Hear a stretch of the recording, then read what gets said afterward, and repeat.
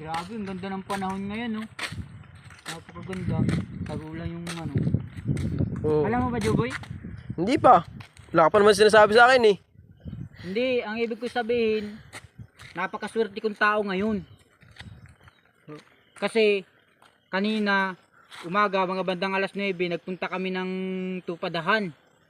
Eh, nanalo yung manok ko, pati sa pustahan, panalo din ako. O diba, napakaswerteng tao yun? Napakaswerte yun, nakahila ko, Joboy. Lang. Grabe oh. Kapulot pa tayo 500. Nakatupi pa ng maayos. Grabe. Uy. Dalawa pala yun. 1,000 pala, Joy. Ganyan talaga. Napakaswerte natin. Tamo.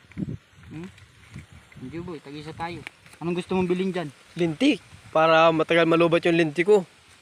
Yung malakas na ilaw ang bibilin mo. Oo. Ako ang bibilin ko dito, buta. Kasi pag nahingilaw tayo, lagi kasi akong nadudulas ay. Pag ganun, nadudulas ako lagi, kaya buta ang bibilin ko dito pag ganun. Tapos natitinig ako palagi dito sa paa. Hindi naman pwedeng sa kamay. Kaya lang, napaka-malas naman nalaglagan nito, no? Oo. Siguro nag-iyon dyan, tapos nahulog niya. Hindi naman natin pwedeng isauli ito. Hindi naman natin kilala yung tao. Ano? Oo. Nabibili ko na lang ito ng buta. Tingnan ko nga kung tunay. Tunay, Joboy. Tunay na tunay. Ayos, napakaswerte natin. Tag 500 tayo. Yes!